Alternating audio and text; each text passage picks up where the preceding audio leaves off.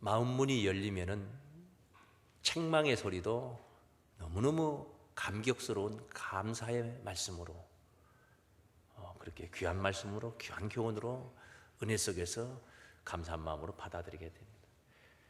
그런데 마음문이 닫히면은 사랑한다 하는 또는 격려하는 그런 등등의 그런 메시지도 기분이 상해지고 사람을 놀리는 것 같고 나를 비방하는 것 같고 그렇게 등등 메시지가 달리 들리는 것입니다. 천국 이야기는 본래 하늘의 백성들에게는 너무너무 쉬운 이야기고 땅의 백성들에게는 너무너무 어려운 이야기입니다. 그러면 땅의 백성들이, 땅에 속한 사람들이 한 번도 들어보지 못한 소리냐? 그렇지도 않습니다. 오히려 더 땅의 이야기를 그대로 전하는데 그 성향이 땅의 성향이기 때문에 못 알아듣는 것이죠. 예수님께서 천국 비유를 많이 하셨습니다. 어디 우리 이런 세상에서 없는 특별한 무슨 메시지였습니까? 아니었습니다. 천국이라는 것을 일러주시고 설명해 주실 때마다 우리의 삶의 현장에 있는 이야기들을 하신 거예요. 빗대어서 하신 겁니다. 대표적인 게 씨 뿌리는 비유. 씨를 뿌리는 거예요. 그 씨 많이 뿌리잖아요. 봄에 상추밭에, 보리밭에, 어디 콩밭에 씨 뿌리지 않습니까? 씨를 뿌리되 더러는 길가에 더러는 돌밭에, 더러는 가시밭에, 더러는 좋은 땅에 떨어져서 나타나는 현상을 가지고 천국을 설명을 했던 겁니다. 얼마든지 있는 이야기들입니다. 이런 이야기들. 열 처녀가 등을 들고 신랑을 맞으러 나가는 이야기. 결혼식 문화입니다. 유대인들의 결혼식 문화예요. 다 있는 이야기들이에요. 진주를 구하는 장사. 극히 값진 진주 하나를 만나며 그 자기가 가졌던 모든 진주를 다 팔고 그 값진 진주를 샀느니라. 밭에 감추인 보화 이야기. 밭에 감춰진 보화를 본 거예요. 이를 발견한 후 숨겨두고 기뻐하여 돌아가서 자기의 소유를 다 팔아 그 밭을 샀느니라. 얼마든지 우리가 일상생활 속에서 그렇게 처신할 수 있는 이야기들입니다. 바다에 그물을 치고 각종 물고기를 모으는 것과 같으니 천국이라는 게 그물에 가득함에 물가에 앉아서 좋은 것은 그릇에 담고 못된 것은 내어 버리느니라. 당연한 이야기 아니겠습니까? 겨자씨 이야기, 겨자씨. 한 알의 겨자씨, 지극히 작은 씨앗이지만은 그것이 자라서 나중에 새들이 깃들인다. 이게 천국이다. 너무너무 미미한 겁니다. 예수님이 가지고 오신 복음은 너무너무 미미한 복음이었어요. 무슨 생중계한 게 아닙니다. 요즘 무슨 싸이 강남스타일 같이 그렇게 유명한 것도 아닙니다. 아무도 몰랐어요. 갈릴리 바닷가에 어민들이나 좀 알았지, 그거 아는 사람 누가 있어요? 그 소식을 들은 사람 누가 있어요? 너무나 미미한 건데 그 속에 그 씨앗은 생명력이 있어요. 씨 속에는 뭐가 있어요? 생명력이 있다는 거예요. 그 예수 복음 속에는 생명력이 있었어요. 그래서 온 세상을 다 뒤덮게 되는 놀라운 역사, 천국인 줄로 믿습니다.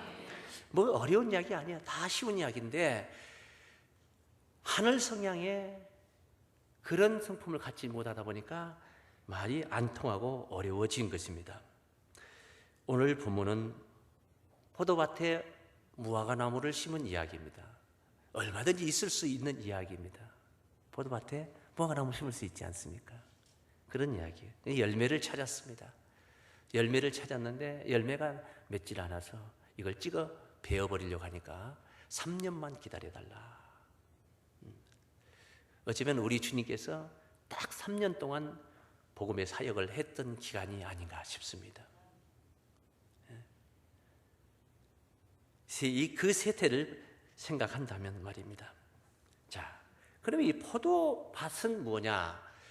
포도밭에 무화과를 심었는데 포도밭은 뭐냐? 세상에 많이 있는 포도밭입니다. 그 포도밭을 실제 무슨 식물 포도밭 그런 포도원 농사 지금 이야기를 하는 게 아니고, 거기에다가 무슨 우리의 신앙을 거기다가 무슨 심고 또 거두고 뭐 그런 게 아니지 않습니까? 영적인 문제를 다루고 있습니다. 그래서 구약 시대에는 이스라엘 백성들을 포도원으로 그렇게 비유를 했어요. 이사야 5장 1절 2절 말씀을 잠깐 참고 한번 해봅니다. 내가 나의 사랑하는 자를 위하여 노래하되 나의 사랑하는 자의 포도원을 노래하리라. 나의 사랑하는 자에게 포도원이 있으며 심히 기름진 산이로다. 땅을 파서 돌을 제하고 극상품 포도나무를 심었었도다. 그 중에 망대를 세웠고 그 안에 술틀을 팠었도다. 좋은 포도 맺기를 바랐더니 덜 포도를 맺혀도다. 극상품, 최고의 품종 좋은 상품 포도나무, 더 이상 좋을 수 없는 포도나무를 심었는데 실제 나타난 현상을 보니까 좋은 포도 맺기를 바랬는데 들 포도를 맺히고 말았더라는 거예요. 포도는 정말 맛없으면 못 먹습니다. 포도는 들에서 나는 그런 머루와 같은 그런 짜잘한 그런 포도 열매가 맺히고 말았더라는 거예요. 최고 좋은 품종을 심었는데, 이런 이야기를 통해서 오늘 시작 시대에 말세를 살아가는 우리 성도들에게 주시는 교훈이 있는 거예요. 이사야서 5장을 왜 우리로 하여금 읽도록 권유를 하고 계십니까? 뭐 때문에 여기 성경 속에 여기 붙여놓았습니까? 읽고 보고 깨닫고 우리의 신앙을 추스리는 하나님의 사랑의 교훈인 줄 믿습니다. 극상품 포도나무가 뭐겠습니까? 우리의 입장에서 보면은 극상품 최고 좋은 포도나무는 예수님이십니다. 예수님이세요. 근데 구약 시대에 무슨 예수를 뭐 할 리는 없었겠죠. 예수를 할 리가 만무하고 말입니다. 어쨌든 이렇게 하나님께서 이스라엘을 포도원으로 비유를 하신 말씀은 5장 7절에 보면 바로 옆에 보면 있어요. 대저 만군의 여호와의 포도원은 따라하십니다. 하나님의 포도원은 이스라엘 족속이요. 이스라엘 족속이요. 이스라엘 족속을 포도원으로 비유를 한 겁니다. 극상품 포도나무를 심었는데 들 포도를 맺혀버리는 현실 속에 하나님이 진노하셔서 이제 다 울타리를 걷어버리겠다는 그런 이야기들이 3절부터 여기 7절 앞에 있는 6절까지 쭉 나오는 이야기들이에요. 이것이 우리에게는 어떤 의미를 주고 있는 것이냐? 요한복음 15장 1절 말씀해 보니까 예수님이 포도나무로 비유됐어요. 내가 참 포도나무요, 내 아버지는 그 농부라. 우리 주님이 참 포도나무, 하나님은 그의 농부시라. 우리는 뭡니까? 내게 있음 과실을 맺지 아니하는 가지는 아버지께서 이를 제해버리시고 우리 과실을 맺는 가지는 더 과실을 맺게 하려 하여 이를 깨끗게 하시느니라. 너희는 내가 일러준 말로 이미 깨끗하였으니 내 안에 거하라. 나도 너희 안에 거하리라. 가지가 포도나무에 붙지 아니하면 절로 과실을 맺을 수 없음 같이 너희도 내 안에 있지 아니하면 그러하리라. 그러니까 우리가 주님과의 관계가 포도나무와 가지의 관계로, 이것은 이제 제자들과 예수님의 관계입니다. 이것을 오늘 우리의 기독인들, 신앙인들을 그렇게 빗대어서 증거를 한 거예요. 믿는 자들, 믿는 무리들. 이런 포도원에, 이런 포도밭에, 그러니까 포도밭이라는 것은 구약 시대로 본다면 이스라엘 히브리인들이 그 이스라엘 족속들이고, 신약 시대로 본다면 포도밭은 예수 믿는 무리들이 포도밭이에요. 이런 포도밭에 하나님께서 왕포도를 심었다 하지 않고 무화과나무를 심었다는 비유를 하고 있어요. 예수님께서 무화과나무에 비유를 지금 심었다는 비유를 하고 그 열매를 찾고 있는 것입니다. 무화과나무의 비밀, 이것은 우리가 배워야 할, 정말 깨달아야 할 말세의 비밀입니다. 예수님께서 직접 하신 말씀이에요. 무화과나무의 비유를 배우라고 하십니다. 무화과나무의 비유를 뭐하라? 배우라. 마태복음 24장 32절부터 증거된 말씀이에요. 무화과나무의 비유를 배우라. 배우라 하면 배워야 되는 거예요. 그걸 배우겠다는 겁니다. 오늘 배우겠다는 겁니다.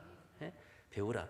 그 가지가 연하여지고 잎사귀를 내면 여름이 가까운 줄을 아나니 이와 같이 너희도 이 모든 일을 보거든 인자가 가까이 곧 문 앞에 이른 줄 알라. 내가 진실로 너희에게 이르노니 이 세대가 지나기 전에 이 일이 다 이루리라. 이렇게 무화과 나무의 비유를 배우라 하고 나서 그 가지가 연하여지고 잎사귀를 내미는 인자가 문 앞에 곧 가까이 와 있는 것을 알라 이 말이에요. 그러니까 예수 재림을 기다리는 소망하는 자들에게 무화과 나무의 비밀을 통해서 이 비유를 배움을 통해서 인자가 얼마만큼 가까이 문 앞에서 지금 가까이 와 있는가를 깨우치게 하는 그런 은비한 비밀이 여기에 있다는 것입니다. 재림의 임박한 시점, 말세 백성들 바로 이 무화과 신앙을 가져야 되는 교훈을 여기에 담고 있다. 무화과 신앙은 바로 말세를 사는 자들의 신앙이 그러해야 된다. 말세를 사는 자들의 신앙이 무화과 신앙이라야 된다. 그런 말씀 제가 오늘 여러분에게 전하고자 하는 첫 번째 교훈이 바로 그겁니다. 우리 한번 따라 하시겠습니다. 무화과 신앙, 말세를 사는 자들의 신앙이다. 왜 그렇느냐? 무화과 나무의 비유를 배우라는 말씀에서 우리 주님이 무화과에 관한 교훈을 마무리해버린 게 아니고 무화과의 열매를 우리 주님이 찾습니다. 무화과의 열매를 하나님이 예수님께서 원하신다는 거예요. 열매를 찾는다. 자, 오늘 본문 내용이 그런 내용이었죠. 포도밭에 무화과 나무를 심어놓고 무화과 열매를 찾았습니다. 그런데 열매가 없어요. 어찌해야 돼요? 찝어버리겠다. 아닙니다. 3년만 더 기다려 주십시오. 이렇게 이제 스토리가 지금 오늘 본문 스토리가 그렇습니다. 열매를 찾는 거예요. 열매라는 게 뭡니까? 열매. 어떤 일에 성취되는 무엇을 추구하고 추진했을 때에 그 일이 원하는 대로 이루어졌을 때에 우리가 열매를 보았다 말할 수가 있는 거예요. 맞습니까? 오늘 또 여러분들이 왜 여기 앉았느냐? 은혜 받기 위해서 오셨어요. 그러면 열매는 뭐가 열매냐? 제가 여러분들에게 전하는 설교가 열매가 아니고 그런 설교 말씀을 여러분이 듣고 말하고 듣고 경청하시는 가운데서 은혜가 충족이 되면은 열매를 본 거예요. 결실을 한 거예요. 여러분의 의로운 뜻마다 다 결실하시기를 주의 이름으로 축원합니다. 이렇게 이런 열매라는 의미가 뜻을 성취하는 데에 의미를 가지고 있는데 예수님은 무화과 열매를 원하셨더라는 이야기를 잠깐 한번 봅니다. 누구도 다 무화과 나무 있으면 무화과 열매 하나 다 먹을 수 있고 또 어디 익은 거 있나? 저희 교회 뒤에 정원에도 무화과 나무가 있어서 때가 되면은 무화과 익은 거 있나 이렇게 찾아가 보곤 합니다. 예수님이 길 가시다가 시장하셨어요. 배가 고프셨어요. 그런데 잎사귀가 무성한 무화과 나무가 길가에 있는 것을 보았습니다. 그래서 이제 시장길을 면하시려고 쫓아가서 무화과 나무 밑에서 잎사귀를 더듬어 보니까 무화과 열매가 없는 거예요. 예수님의 반응이 어떻게 나타나는가 한번 봅니다. 마가복음 11장입니다. 12절. 마가복음 11장 12절. 이튿날 저희가 베다니에서 나왔을 때 예수께서 시장하신지라. 예수께서 뭐 하셨어요? 시장하신지라. 멀리서 잎사귀 있는 한 무화과 나무를 보시고 혹 그 나무에 무엇이 있을까 하여 가셨더니 가서 보신즉 무화과 외에 잎사귀 외에 아무것도 없더라. 이는 무화의 때가 아닙니다. 예수께서 나무에게 일러 가라사대 이제부터 영원토록 사람이 네게서 열매를 따 먹지 못하리라 하시니 제자들이 이를 듣더라. 자, 주마세요. 도저히 말이 안 되는 어떤 상황이 벌어졌습니다. 자, 예수님 시장하셨죠. 그리고 잎사귀가 무성한 무화과 나무를 발견을 하고 쫓아갔습니다. 가서 무화과 열매를 구했는데 무화과가 안 붙어 있어요. 거기에 한마디 덧붙인 말씀이었습니다. 따라 이는 무화과의 때가 아님이라. 무화과 나무에 무화과 열매가 왜 안 붙었어요? 무화과의 때가 아니니까 안 붙었어요. 그럼 무화과 나무의 입장에서 볼 때는 비정상이에요, 정상이에요? 정상적인 상황입니다. 정상적인 상황이에요. 그런데 이것을 어떻게 예수님은 처리를 해버렸습니까? 당신이 시장하셨고 배가 고팠고 쫓아갔고 열매를 찾았고 없었고 무화과의 때가 아니니 당연히 있을 리 만무하고 그래서 없었는데 예수님은 화가 나셔서 무화과를 저주해 버렸습니다. 저주해 버렸습니다. 이제부터 영원토록 사람이 네게서 열매를 따먹지 못하리라. 그리고 이튿날 이제 제자들이 나갈 때 보니까 정말로 무화과 나무가 뿌리부터 싹 날라와서 죽어버린 상황을 확인하게 됩니다. 뒤에 말씀 보면은 이건 비정상적인 상황이 아니겠습니까? 일반적으로 악한 성질이 고약하고 악한 성품을 가진 사람들도 이러지는 않죠. 이러지는 않습니다. 이른 봄에 감나무에 감이 잎사귀가 일어나서 푸르푸르 하는데 감 홍시 붙었나 봐가지고 안 붙었으니까 감나무 저주해버린다. 누가 그런 사람이 있겠습니까? 그럴 사람이 없죠. 지금은 사과나무에 꽃이 피고 배나무에 꽃이 피는 시기입니다. 그런데 그게 쫓아가가지고 잎사귀가 무성하니까 쳐다보고 사과 있나 배고프니까 없어요. 사과가 안 붙었어요. 배도 안 붙었어요. 뒤져버리라. 영원토록 뒤져버리라. 뿌리까지 말라고. 그게 예수님이 할 일입니까? 아니잖아요. 납득이 안 가잖아요. 이런 걸 우리는 납득을 할 수가 없는 겁니다. 그런데 실제 상황은 그렇게 진행이 되었습니다. 왜 그랬겠는가? 여기에 비밀이 있는 것입니다.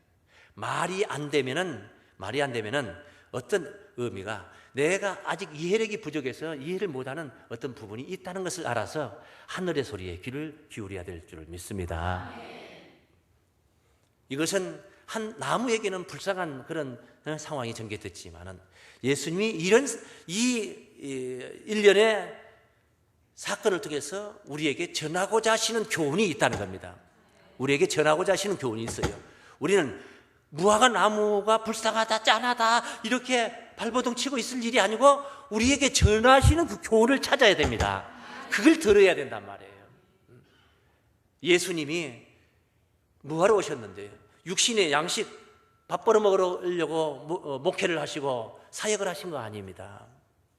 하늘 뜻을 이루시기 위해서 하나님의 뜻을 이루시기 위해서 그 생애를 하나님께 드리는 생애로 오셨는데 어떻게 잠깐 동안 배고파서 그 양식 한 번 입에 넣어주지 못했다고 해서 저주를 할 수 있겠냐 이 말이에요.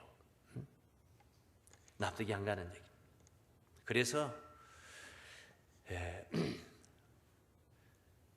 다음 한 구절을 우리가 읽어보면은 예수님의 시장이라는 것, 배고프심이라는 것, 예수님의 배고프심이라는 게 무언가를 이 무화과 사건을 통해서 우리에게 뭘 전하고 있는가 하는 것을 이해할 수 있는 부분을 우리가 찾을 수가 있습니다.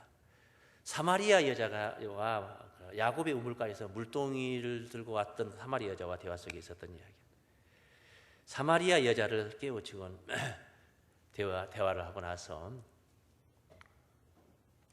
우리 주님이 사마리아 여자가 이제 그 동네로 물동이를 버리고 예수를 전하려고 급히 쫓아갔습니다. 그때 제자들이 예수님께 다가와서 납비어 잡수소서 음식을 이제 권하게 되는 이야기, 그 부분 한 단면만 보겠습니다. 요한복음 4장 31절입니다.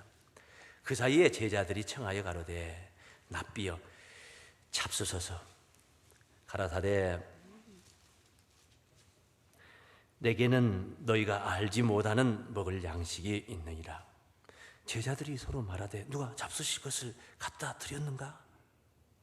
자, 제자들이 도시락을 가지고 와서 납비어 잡수소서 하니까 주께서 반응을 하십니다. 너희는 너희가 알지 못하는 먹을 양식이 있느니라 라고 하니까 제자들이 누가 잡수실 것을 갖다 드렸는가? 그 제자들의 속내를 읽고 예수께서 말씀하십니다. 예수께서 이르시되 나의 양식은 나를 보내신 이의 뜻을 행하며, 예수님의 양식은 무화과 열매가 아니고 나를 보내신 이의 뜻을 뭐하며?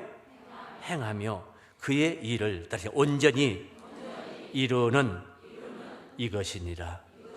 제자들은 김밥 싸가지고 와서 도시락을 주서 보리떡을 전해주고 있지만은 예수님이 지금 내게는 너희가 알지 못하는 먹을 양식이 있다는 의미의 그 양식은 목구멍으로 들어가는 양식이 아니라 예수를 보내신 그 하나님의 뜻을 이루어 드리는 것을 양식으로 삼으신 줄 믿습니다. 그게 양식이었다는 거예요.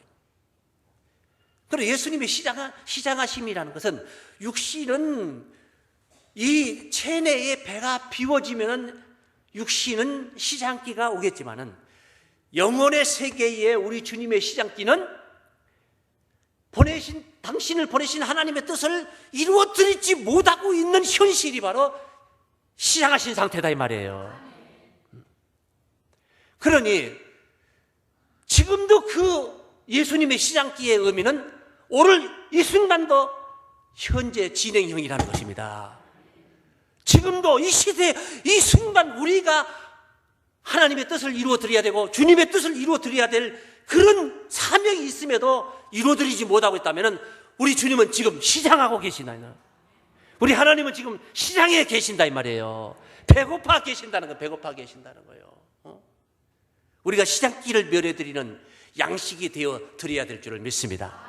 주님의 양식은 목구멍으로 들어가는 음식이 아니라 하나님의 뜻을 행하여 드리며 당신을 보내신 그분의 일을 온전히 이루어 드리는 것이 양식이었던 줄을 믿습니다. 주님의 시장기를 해소해 드리는 그런 우리의 신앙이라야 된다. 신앙. 그리고 주님이 무화과 열매를 찾았던 것, 시장하셔서 무화과 열매를 찾았던 것은 실제로 육신이 시장에서 육신의 무화과 열매를 찾아갔지만은 우리가 이 교훈 속에서 이 말도 안 되는 납득이 안 되는 무화과 나무를 저주해 버렸던 이 납득이 안 되는 상황 사건 속에서 우리가 얻어야 될 교훈은 주님이 이루어야 할 뜻이 많았음에도 그 뜻을 이루지 못해서 시장에 계셨다는 이야기는 그런 뜻을 이루어드리지 못하는 그런 나무로 우리가 그런 나무로 잎사귀만 무성한 나무로 존재한다면 당연히 저주를 받고도 남을 만한 그런 주님의 진노를 일으키는 그런 상황이었을 것이다. 그래서 두 번째 제가 전하고자 하는 교훈은 우리 한번 따라 하십니다. 무화과 신앙, 주의 뜻을 이루어드리는 신앙이다. 무엇이 무화과 신앙이냐? 주님의 뜻을 이루어드리는 신앙이 무화과 신앙이다. 무화과 신앙이다. 주님의 뜻을 이루어드립니다. 주님께서 나를 통해서 시장기를 면하시고 나를 통해서 양식을 드신다는 거예요. 육신의 양식이 아닌 지금 우리 주님 무슨 우리가 먹는 삼시세끼 먹는 육신의 양식을 지금 필요로 하신 분이 아니잖아요. 우리 주님이 이미 사명을 마무리하시고 가셨지만은 지금도 주님이 이루셔야 할 뜻은 지금도 산적해 있는 거예요.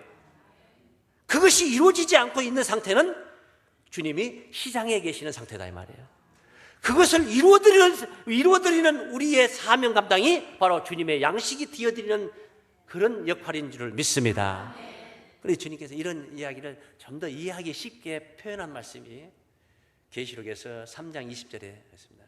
내가 문 밖에 서서 두드리노니 문 밖에 서서 똑똑똑똑 두드리노니 내 음성을 듣고 문을 열면 보통 이런 이야기를 들으면은 방문을 두드린다, 대문을 두드린다, 그리고 목소리가 여보세요 누구 계십니까 하는 목소리를 음성을 생각을 해보지만은 여기 20절에 계시록 3장 20절에서 언급한 이 이야기는 그런 식의 이야기, 그런 상황을 설명한 게 아닙니다. 잘 보면 그래요. 보세요. 문 밖에 서서 두드리노니 누구든지 내 음성을 듣고 문을 열면 무슨 문인가 보세요. 내가 그에게로 들어가. 지금 보니까 그에게로 들어가 한 거 보니까 문을 두드렸던 것은 대문이나 안방 어떤 창고문을 두드린 게 아니라 사람의 마음 문을 두드렸다 이 말이에요. 그래서 문을 열면은 그 집으로 그 방으로 들어가는 게 아니고 그에게로 들어가. 우리의 마음의 심령 안에 들어와. 그에게로 들어가. 따라하시면 그러더불어 먹고. 주님이 내 문을 열어드렸더니 주님이 내게로 오셔가지고 나로 더불어 먹고. 그러 더불어 먹고 이 말은 그 말이에요. 내게 오셔서 나로 더불어 먹고. 나로 더불어 먹는 게 뭐야? 내가 점심 먹으면 우리 주님도 좀 나눠 먹고 저녁 먹으면 또 나눠 먹고, 이게 아니죠. 내 안에 오셔서 영으로 오시는 우리 주님이, 내 심령 안에, 내 영혼 안에 오시는 우리 주님이 무슨 육신의 갈비탕이 필요하고 비빔밥이 필요하겠습니까? 나로 더불어 먹고 우리 주님이 먹는 양식은 바로 하나님의 뜻을 이루어드리는 그 일인 줄 믿습니다. 그러니까 나로 더불어 먹고, 이 말은 나로 더불어, 나로 인하여서 하나님의 뜻을 행하시고 하나님 뜻을 이루어드리고, 할렐루야. 왜? 영으로 계시니까 육신을 가진 나에게 오셔서 주님이 일을 하시는 거예요. 왜 나의 마음 문을 두드려서 내 안에 오시려고 자꾸 그러십니까? 주님은 영으로 계시기 때문에 육신을 가진 여러분 속에 들어가셔서 일하시려고 그러신 거예요. 여러분 속에 들어와셔서 일하실 수 있도록 여러분 문을 여시길 바랍니다. 그래서 문을 여셔서 여러분이 행하는 그 일로 인하여서, 그 충성 헌신 봉사로 인하여서 우리 주님이 바로 시장길을 면하게 되는 거예요. 그는 나로 더불어 먹고, 그 뒤에 말씀 또 깊은 내용이 있네요.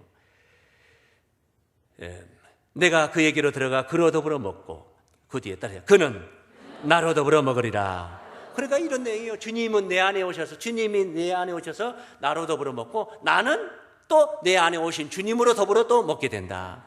나 같은 사람이, 나 같은 무능한 자가 어떻게 하늘 뜻을 이룰 수 있겠습니까? 주님이 내 안에 오셔서 능력이 되어 주시니까 하늘 뜻을 행할 수가 있는 줄로 믿습니다. 주님이 내 안에 오셔서 내가 하나님의 뜻을 행해 드릴 수 있는 상황이 전개되는 거예요. 그러니까 주님이 내 안에 오셔서, 주님은 나로 더불어 먹고 나는 주님으로 더불어 먹고, 할렐루야. 주님도 좋고 나도 좋고, 얼마나 좋습니까? 그런 이야기를 하고 있습니다. 이 무화과의 특성을 보면서 우리가 또 배워야 되겠습니다. 무화과의 특성은 사사기 9장 11절에 한마디로 증거를 했습니다. 무화과의 특성에 관해서 이렇게, 나의 무화과 나무가 그들에게 이르되 나의 단 것. 무화과는 뭐라는 거예요?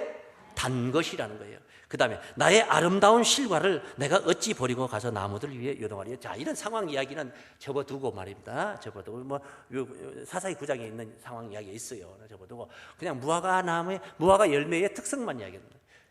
두 가지입니다. 첫째, 단 것, 단맛을 가졌다는 거예요.